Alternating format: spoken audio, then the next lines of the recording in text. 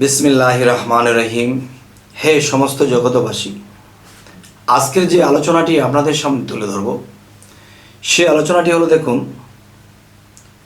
যে এই পৃথিবীতে আমরা রাসূল বলে ডাকি, এই রাসূল জন্ম নেননি। তবে যারা প্রখ্যাত জ্ঞানী হয়েছে, রাসূল কি জেনেছে, তারা এটা মানতে পারে। কিন্তু শরীয়তের একটা লোক এই কথাটা হুট করে মানবে না, বরঞ্চ রাগান্বিত হতে পারে। তাই আমি বলবো, রাগান্বিত হবেন না। রাগান্বিত না হয়ে অবশ্যই কথাগুলো খেয়াল করে শুনবেন। সেই কথাগুলো হলো, দেখুন যে রাসূল ছিল, আছে, থাকবে, কিন্তু রাসূল জন্ম নেননি। আচ্ছা, এই কথার জন্যে এই পৃথিবীতে যা হবার হবে, কিন্তু আমি এটা বলেই যাব যে রাসূল জন্ম নেননি। তাহলে জন্ম নিলটা কে? মক্কাবাসীতে বা সৌদি আরবের বুকে, আরবের বুকে কে জন্ম নিল? আচ্ছা, দেখেন, তার আরেকটা নাম আছে মুহাম্মদ। তাহলে জন্ম নিয়েছে কে? জন্ম নিয়েছে মুহাম্মদ, কিন্তু রাসূল জন্ম নেয়নি। জন্ম নিয়েছে মুহাম্মদ, কিন্তু নবী কিন্তু জন্ম নেননি। তবে নবী ও রাসূল, মুহাম্মদ নবী ও রাসূল। আচ্ছা যাক, আমি আরও একটা প্রমাণ দিব। সেই প্রমাণটি হলো, দেখুন আমরা যখন কালিমা পাঠ করব, এই কালিমার মধ্যে আমরা এটার রহস্য ফয়সালা পেয়ে যাব।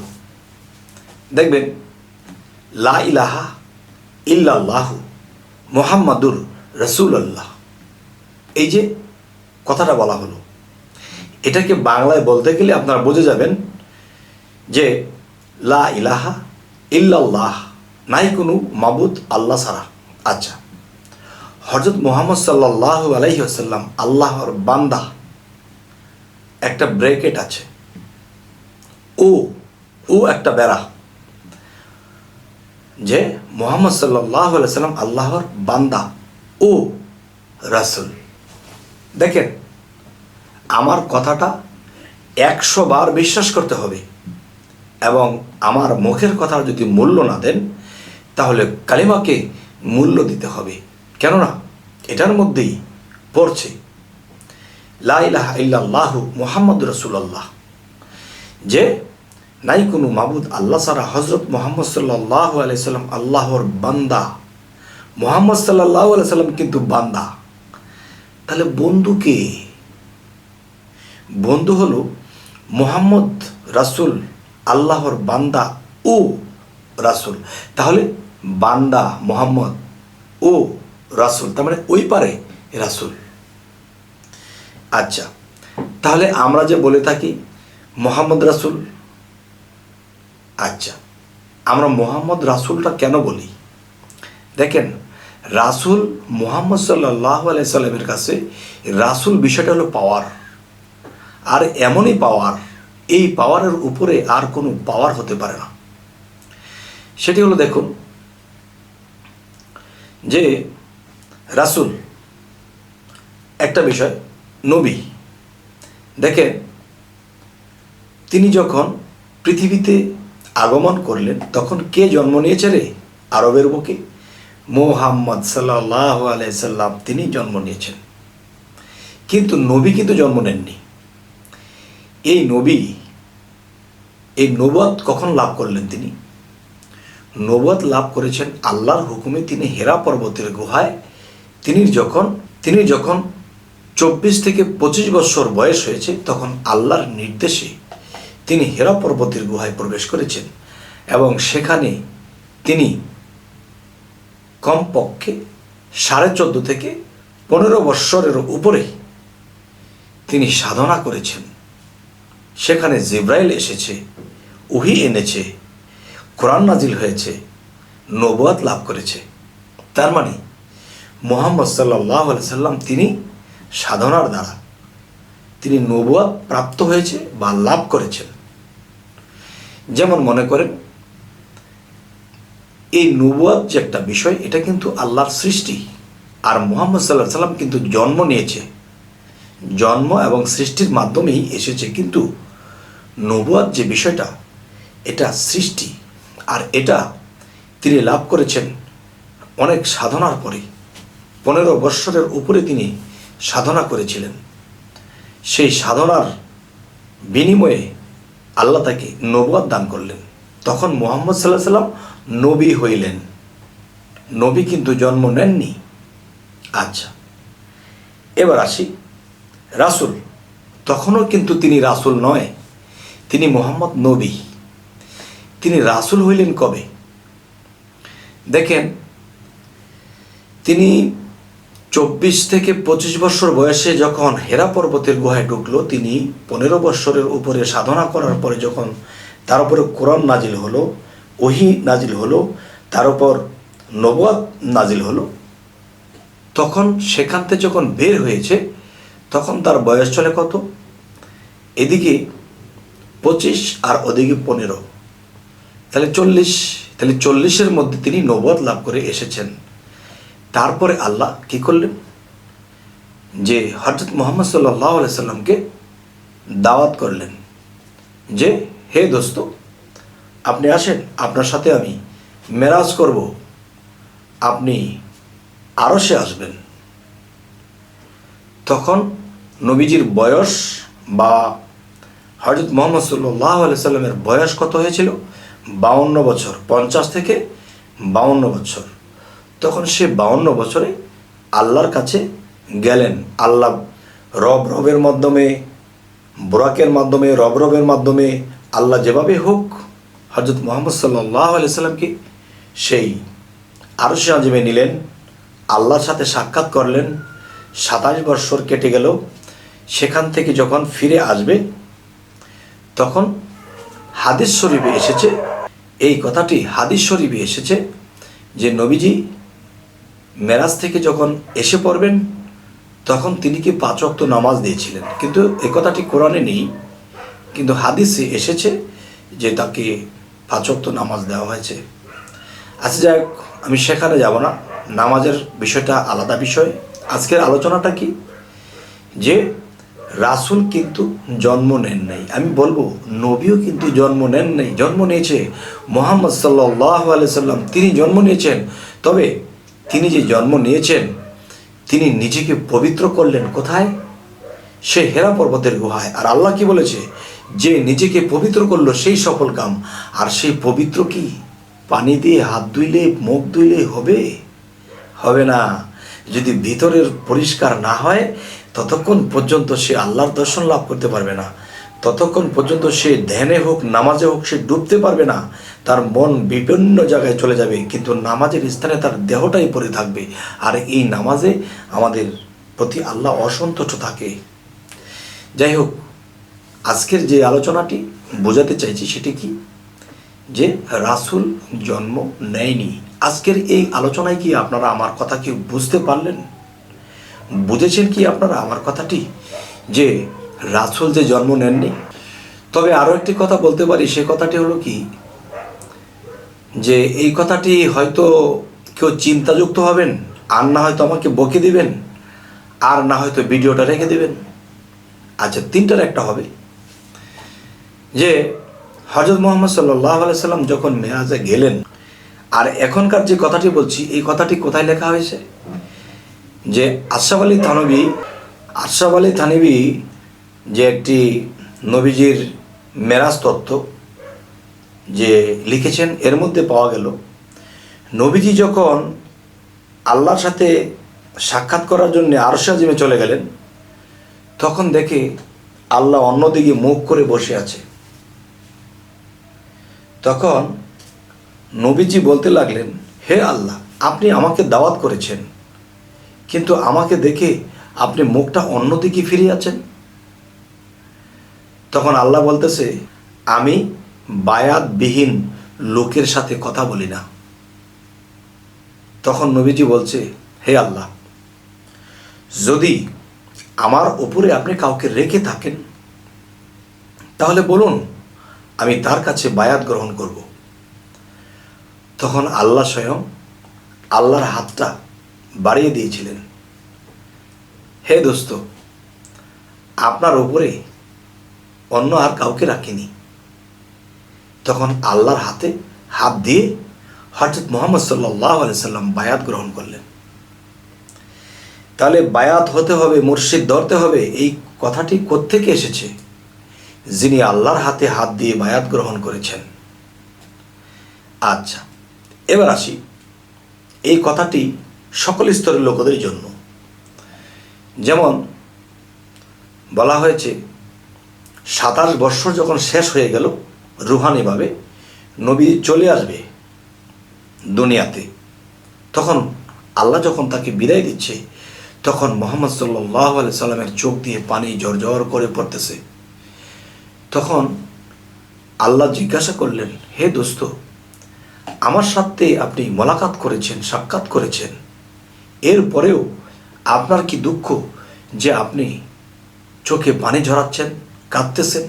নবীজি বললেন, হে আল্লাহ, আমি আপনাকে দেখেছি, আপনাকে দেখার নসিব হয়েছে, মোলাকাত করেছি, মেরাজ করেছি, কিন্তু আমার উম্মত তো আপনাকে দেখবে না, এই দুঃখে আমি কাঁদি। তখন আল্লাহ বলতেছে, হে দোস্ত, দেখেন, এগুলো হাদিসের কথা, আমি জানি না, আমি কোরআন থেকে পাইনি।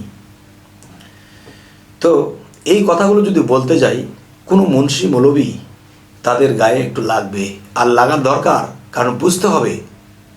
আচ্ছা, বলতেছে যে, হে দোস্ত, আপনাকে যে 5 ওয়াক্ত নামাজ দিয়েছি,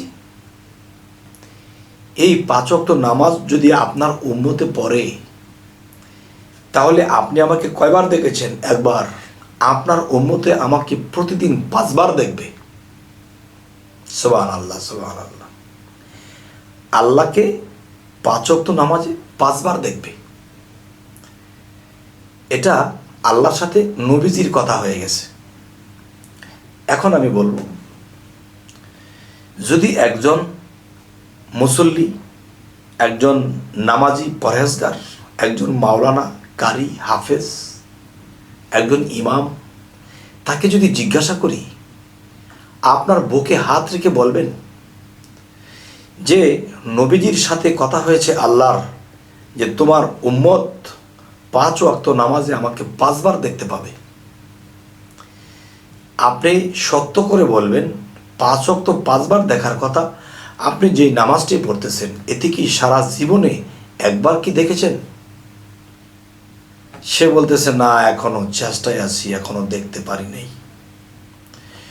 এখনো যদি দেখতে পারেন নাই, হয় আপনার নামাজটা ভুল আছে, বা এই নামাজ পড়ে আপনি আল্লাহকে দেখছেন না, বা আপনার নামাজের সমস্যা আছে, আর না হয়তো নবীজির সাথে আল্লাহ মিথ্যা কথা বলেছে।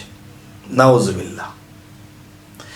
যদি আল্লাহ নবীজির সাথে মিথ্যা কথা না বলতো, যদি সত্য বলতো, তাহলে আপনি যে নামাজ পড়তেছেন, 12 বৎসর, 24 বৎসর, 36 বৎসর নামাজ পড়তেছেন, একদিন দেখলেন না। আর আল্লাহ কি বলেছে? 5 ওয়াক্ত নামাজে 5 বার দেখার কথা।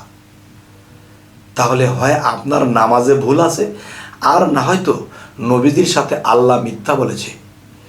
তখন তওবা তওবা। মৌলভী সাহেব বলতেছে, না, আল্লাহ কি কখনো মিথ্যা বলে? আল্লাহ কখনো মিথ্যা বলে না। যদি আল্লাহ মিথ্যা না বলে, তাহলে আপনি তো আল্লাহর দর্শন লাভ করেননি, আল্লাহকে দেখেননি, নিশ্চয়ই আপনার নামাজে ভুল আছে। হ্যাঁ, আমার নামাজে ভুল থাকতে পারে, আল্লাহ তো মিথ্যা কথা বলতে পারে না। যদি আপনার নামাজে ভুল থাকে, যদি আপনার নামাজে ভুল থাকে, তাহলে আপনি ভুল শুধরান। যেই নামাজে আল্লাহর সাক্ষাৎ পাচ্ছেন না, সেই নামাজটি কেন পড়ছেন? আরেকটি এক্সাম্পল করব। যদি আপনার একটা সন্তানকে আপনি বিএ পাস করিয়েছেন, এখন সে বেশি একটা লেখাপড়া করছে না, তখন ছেলেকে বললেন যে বাবা একটা চাকরি খোঁজো, সে চাকরি পাইল না। তখন তাকে আপনি 50,000 টাকা দিলেন, যা বাবা যে কোনো একটা ব্যবসা করে খা। তখন সে 50,000 টাকা নিয়ে পরের দিন ফিরে এসেছে, বাবা টাকাটা তো মার খেয়ে ফেলেছি। আচ্ছা, একবার যেহেতু মার খেয়েছো, তো নেও আবার 50,000 টাকা, যেখানে হোঁচটকাও সেখান থেকে উঠে দাঁড়াও। তখন সে আবার ব্যবসা করতে 3 দিন পরে আসছে, ওই 50,000 টাকা তো খোয়াইছেই, তার মধ্যে পিন্দনের লুঙ্গিটাও রেখে আসছে, হাফ প্যান্ট পরে বাড়িতে চলে আসছে। তার মানে সে 2বার লস খেয়েছে। তখন তার পিতা কি করলো? তখন তার পিতা বলল, বাবারে আমি নিজে ফিল্ডে নামবো, এমন একটা ব্যবসা তোকে ধরাই দেব, তোর যদি লাভ নাও হয় অন্তত পুঁজি ঠিক থাকবে।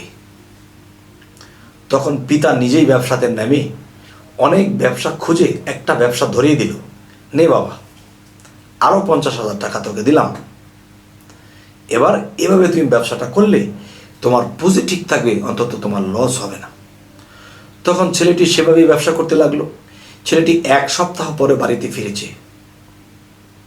3 লক্ষ টাকা নিয়ে বাড়িতে আসছে, যে বাবা আমি 3 লক্ষ টাকা লাভ করেছি। তাহলে বোঝা গেল কি, প্রথমবারে লস খেয়েছে, দ্বিতীয়বারে লস খেয়েছে, তৃতীয়বারে সে লাভ করে ফিরেছে।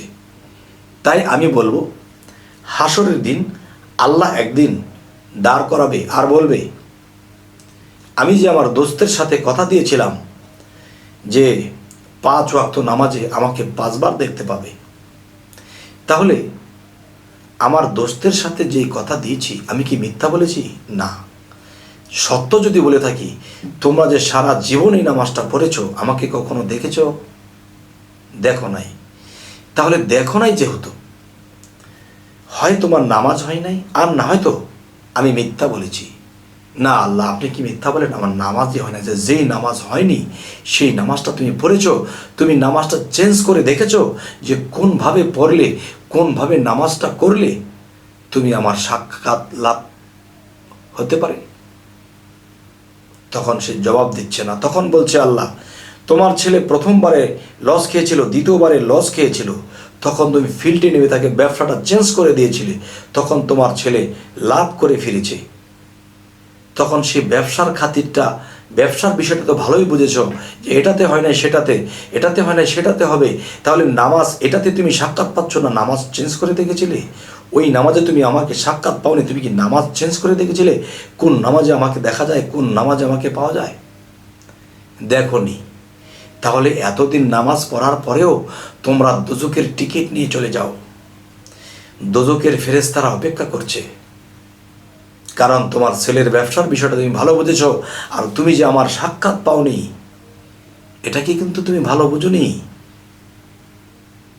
আর আমি সূরা মাউনে বলে দিয়েছিলাম, দুর্ভোগ সেই নামাজকারী যারা লোক দেখানো ইবাদত করে, দুর্ভোগ সেই ইবাদতকারী যারা এতিমের গলা ধাক্কা দিয়ে তাড়িয়ে দেয়, পিতৃহীনকে অন্ন বস্ত্র দানে উৎসাহ দেয় না। কেন? আমি কি কোরআন দেইনি? তখন কিন্তু বাবা আটকে পড়বেন। তবে যারা 12 বৎসর 36 বৎসর ধরে নামাজ পড়তেছেন, এখনও আল্লাহর দর্শন লাভ করেননি, অবশ্যই নামাজটাকে চেঞ্জ করেন। আপনি কিন্তু নিজে নিজে চেঞ্জ করতে পারবেন না।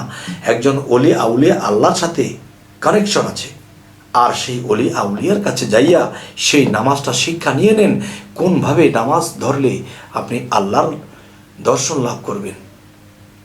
তবে এই সমস্ত জগতবাসী, আজকে একটু লম্বা করে আলাপ করে ফেললাম।